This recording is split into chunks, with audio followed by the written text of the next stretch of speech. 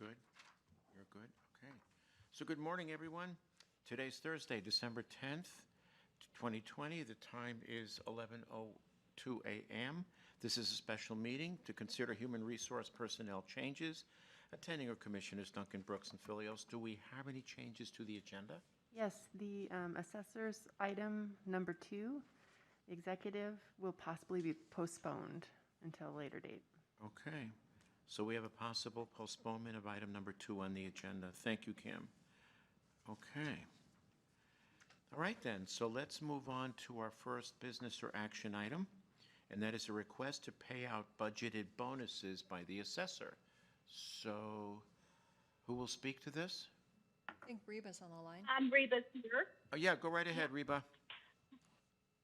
Thank you, Chris. It's been a long-standing practice for us to give out 2 Employee of the Year bonuses of $150 each after taxes. Okay. It's in our budget, and we would like to continue that practice. Okay. Did you say 2? Yeah, they have one in 2 Yes, different divisions. 2 individuals. Oh, okay. So presumably these are individuals whose work has been exemplary. Is that it? Correct. Every other year, one year it's voted on by management, and the next year it's voted on by their peers. Fair enough. That's fun. You okay? Yep. Bill? Motion. I move that we approve the budgeted bonuses for the assessor's office regarding their Employee of the Year program.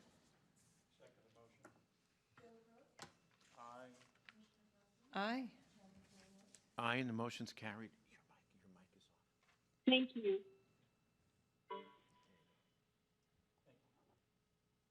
Is it not going on? Okay, there you had it. Okay. All right then. So, okay, so we're going to skip over item 2A, and we'll move on to item number 3, request to pay out budgeted bonuses, Parks and Waterways and Noxious Weeds. Director Nick Snyder. Come, Nick. Good morning, Commissioners. Nick Snyder for the record. This is almost an identical situation for which you just heard. This is indeed a request to pay out budgeted service awards or bonuses rather to 6 employees, Parks and Waterways, Noxious Weeds. It is in our fiscal year 21 budget, and this is a practice that we do every year for over a decade with board support. Okay. Questions? Motion. I move that we approve the budgeted bonuses for Parks and Waterways. I second the motion. Aye. Aye. Aye, and the motion is carried. Moving on to what was item 4, request for higher duty pay at the airport. Stephen, please. Commissioner Stephen Kiergaard for the record. I have 2 staff members that are my longest serving staff members, as we've been doing a lot of training and new hires at the airport. They have been assisting me in training and doing realistically job duties that are above their normal position.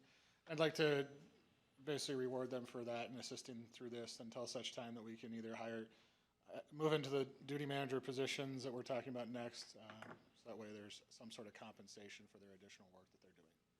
Okay. Sylvia? And this does fall ahead, under Sylvia. Comp Policy 120, Section 3.10 for higher duty pay. Okay. Any questions? Just that the higher duty pay will stop when the other. That's the, okay. Yep. I had the same question. Okay. Okay. Bill? No problem. Motion. I move that we approve the request for higher duty pay for the 2 individuals while they temporarily serve in their expanded duties. I second the motion. Aye. Aye. Aye, and the motion's carried. Thank you, Stephen. Item number 5, initial classification results, Airport Operations Supervisor and Duty Manager at the airport, HR. Yes, so as you know, the airport is going through reorganization. We brought forward some positions a while back to downgrade, actually. One of the positions that's being reclassified is the Airport Supervisor Duty Manager position. Yeah, go right ahead. And so because this is a board department, we're bringing it forward to you with the initial results of the grade, which is a 10. And this is just to ask for permission to send it out per policy to the rest of the electeds. fine with it. You're fine? Okay, we're good. Okay, thanks. You bet. All right, then. You want, Do we need a motion? I guess we should, huh? Yeah, let's do it. I move that we approve the initial classification results to go out per policy 600. I second the motion. Aye. Aye. Aye, and the motion is carried. Item number 6, request for wage supplement, senior criminal investigator, public defender, Ann.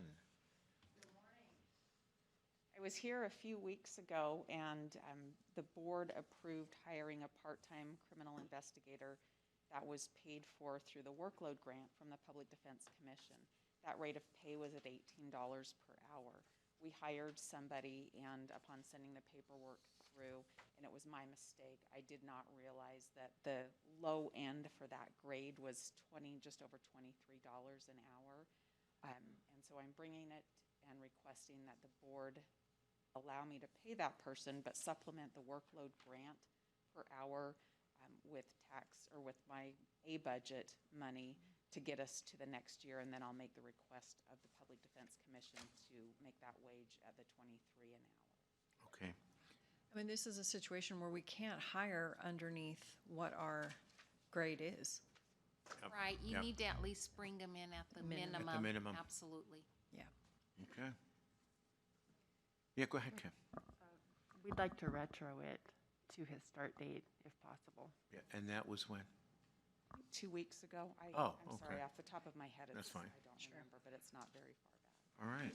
Any other questions? Motion. I move that we approve the request for wage supplement for the senior criminal investigator, retroactive to start date. I second the motion. Aye. Aye.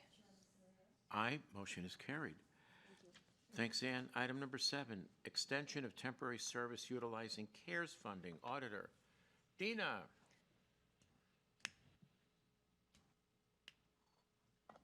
Thank you, Commissioners.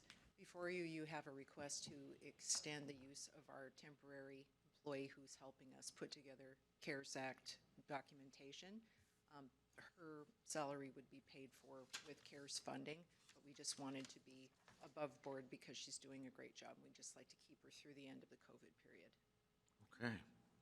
Which is what, the end of the month? The 30th. Currently, anyway, yeah. Yeah, the 30th. Okay. Motion. All right, I move that we Thanks, Dina. approve the continuation of the temporary through December 30th, 2020. I second the motion. Aye. Aye.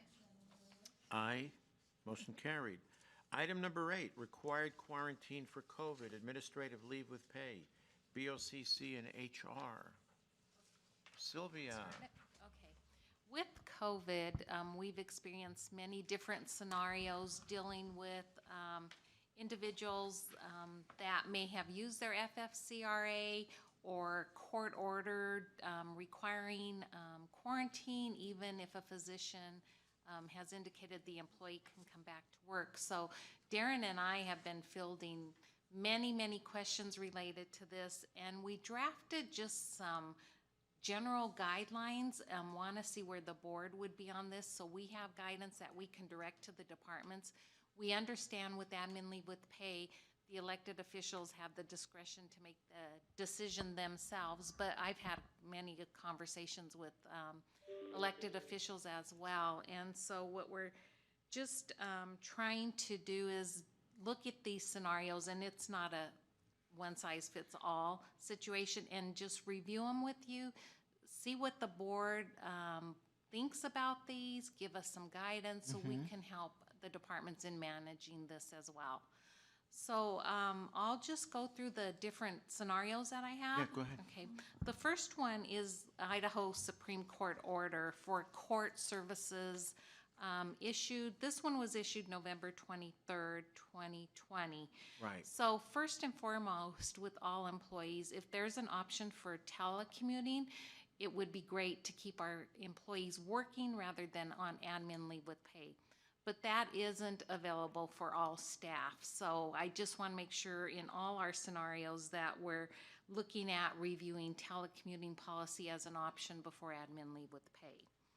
The second item would be where admin leave with pay would come into play in this court order until an employee receives direction from their healthcare provider or Panhandle Health on whether they need to test and quarantine.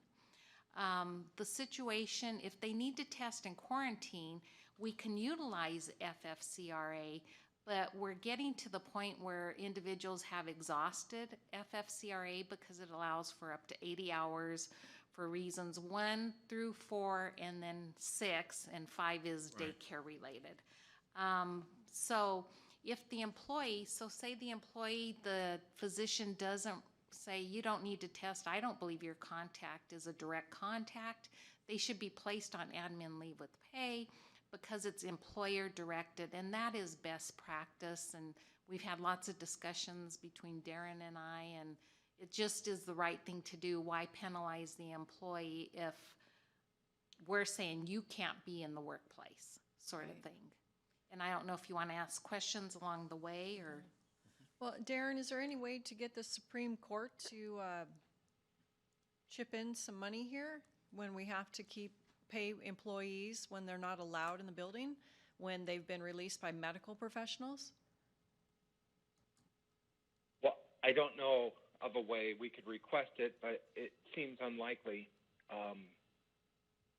It seems unlikely. And the seminars that I've sat in on, I think there might be some new legislation coming from Congress to continue the FFCRA into next year. So I think we're going to have to weather this for a few more months. Okay. Okay. And FFCRA is scheduled to expire at the end of December, so we're just waiting to see if new legislation comes forward. And is that everybody starts fresh in January, or if you utilized FFCRA, are you now on your own leave balances or admin leave with pay? Sylvia, just from Nancy, do we have folks on? For the benefit of everyone, FFCRA stands for? Families First Coronavirus Response Act. Sorry Okay. about that. I should know Thank you. better. Absolutely. So if they're not recommended for testing, or if they are, then FFCRA would begin, if eligible, when directed by Panhandle Health or their primary care physician. We also need to make sure we're in compliance with the Idaho Supreme Court order, because a situation in this stance, an employee may test negative, but the courts are requiring at least the 14-day quarantine period, whether it's negative or not. So we'll need to be in compliance with that ruling. And then if the employee in this situation has used up all their FFCRA, we're suggesting they be placed on admin leave with pay if it's Supreme Court ordered quarantine type scenario. Okay. So that is one of the situations we've been trying to navigate and give some guidance along the line. And I'll just go through all three of them, and then you guys can say yes, no, Sure. Yeah, go yes right to ahead. this, no to that, whatever. Okay, so if we have, the second one is a closure of a department due to COVID. And I consider those employer mandated. So of course, first, can we send all our people home and do telecommuting? Always the first option. But it may be available for some, it may not be available for all. If they can't telecommute, admin leave with pay until employee receives direction from healthcare provider or Panhandle on testing, quarantine, etc. If the employee is not recommended to get tested by the medical professional, then we're suggesting they receive admin leave with pay until the department allows them to return to work. So maybe it's a situation where department's closed, they got to clean it. Maybe some employees can come back because they don't need to be tested, but others may be out because they're waiting for testing results, those sort of things. And if the employee is eligible for FFCRA, we would utilize that as an option. If employee is released to return to work, department determines their work assignment or continuation of admin leave with pay. So in this situation, the department is still closed. They don't have telework, but the department's not ready for the employee to come back to work. So it would be the obligation of the department to grant that paid leave. Our third scenario, non-employer mandated quarantine, such as employee illness or potential exposure. Of course, FFCRA would come in first. Then we would have employees use their own leave balances. And in some scenarios, people have been exposed to someone with COVID and they're waiting to get tested or whatever. Let's see if we could have them telework. Of course, that's always the option we look for. But if they can't, then we need to use their leave time, their leave balances. And a lot of departments, if the employee is not, even if they test positive and they're not ill, they're allowing them to work from home, which is great, a great option. Administrative leave with pay if the employer wants the employee to remain off of work beyond a physician's note to return to work. So those are some of the scenarios we have experienced and are trying to get some guidance on. We could, next step would be to see where the board is on this, some other suggestions that may be available, and also what we can do once we finalize this is create just some general guidelines like we did the employee safety guidelines for COVID. Darrin? Yeah, Sylvia did a great job. Not much for me to add other than what I've been seeing anecdotally is that some of the electeds are getting very creative in the ability to telecommute. So that's been helpful, and that's throughout this guideline. And then the admin leave, this is just a roadmap. So like Sylvia said, one size doesn't fit all. So from time to time, we kind of deviate from this, but this is generally the practice countywide. Okay. Steve, did you want to say something? Oh, okay. Any questions for Sylvia, concerns? I think that this is fine going forward unless we start to hit some of those walls where it's like, okay, this policy is not being effective, and then we need to readdress it. Absolutely. And you want me to set this up as a guideline? Yeah. Okay. Yeah, I And think we really, before having to go to that admin leave with pay, try and exhaust All the avenues other you options. can Yeah. without penalizing the employee if it's employer mandated. Right. Okay. And just, you know, thank them and encourage them to continue with creative ways. Yeah. You know, if there's other projects in other departments or something that somebody else can utilize them with, especially court. I mean, I feel so bad for them. So, And I heard there was supposed to be a new order coming out, but I haven't that'd be seen it. great. I haven't seen That'd be great. I don't know if it's going to be Yep. favorable. Steve, come right ahead. This is Treasurer Steve Matheson coming to the podium. Clarifying question, is this something that the board is going to adopt, or are these guidelines that are going to be sent out for review? What are you trying to accomplish here? Really, what I was looking for is some guidance from the board, and it probably really mostly pertains to their departments with their department heads. Just so we can try and build some consistency, knowing elected officials can do whatever at their discretion, have the ability to do with admin leave with pay what they want. I'd love to, maybe the next step would be to present it at the elected officials meetings, so everyone. Well, if this is can for see it. the Board of County Commissioners employees, I have no comment, but if it's something that the board is going to apply to the other elected officials, then I probably would weigh in. So I'm hearing that this is just the Board of County Commissioners. Yeah, at this time. Well, Employees. it's open for other electeds if Yes. they want to Sure. use it because You it's wanna a adopt it. guideline. Yeah.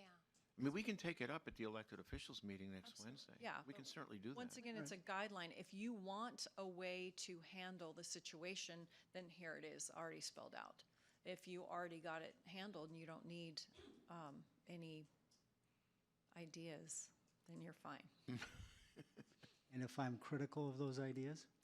Bring it. Bring it up next week. Yep. Yeah, and Absolutely. Well, if you want to put it on the elected officials meeting, Yeah, I'd yeah. be more We than can do willing to that. talk about it. But Absolutely. thanks for the And if clarification. you've got some ideas for me that we need to mesh in or something we haven't thought of, because it isn't a one-size-fits-all, and we do know elected officials have discretion where, more discretion than a department head would. So I'd love to hear your feedback on All that. right, thank you. Okay. It's a tough one, because you don't want to burden the taxpayers with admin leave with pay, but it just really is best practice if an employer or there's some sort of rule, Idaho court order that says, no, you can't come to work, you should pay them. It's not Amen. their Yeah. fault. Right, exactly. So I don't have an electronic version of this, at least I have not seen one. Should be in the folder. In the HR folder? In the HR folder, Yep, yes. Yep. Okay, because ASR, delayed HR, oh, the quarantine COVID. Yeah. Okay, That's it. all right, so we can, I can forward that for the elected officials. EOs. meeting. Okay. And So I'll do you work. need a, I'm Yeah, sorry, go ahead. commissioners? Yeah, go right ahead, Darrin. So this has been generally the practice countywide. Okay? If Steve and the other electeds have some sort of questions in advance of the elected official meeting, it'd be nice if the board could circulate this and we could get those questions in advance. Again, it's not one size fits all, but this has kind of been the practice. And we would like to stay, it's best for the county to follow the same practice, even though we have separate elected officials who are autonomous that have certain discretions. In this area, we would like to stay kind of on the same page if we can. Yeah, we don't want the disparate impact, Right. people being treated Right. differently across the Okay. way.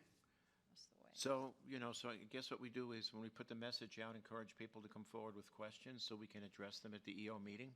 Or if they have some in Perfect. advance, send them even to Darrin and I, and we can research it That's good. in That's fair. advance. That would be great as well. Okay, we can do So- that. I'm Absolutely. I'm starting the email right now. Okay, cool. Okay, thank you. And do I need to let somebody know to put it on the agenda, or will you guys We'll just we'll make take sure? care of it. We'll get Okay, it on. all righty. Thank Absolutely. you so much. So we don't need a motion at this point, do we? Darrin, we don't need a motion, or do we? No motion. Okay. Other than that, I think we've just completed our action items. Public comment? Hearing none. 11:25, meeting adjourned. Thank you, everyone.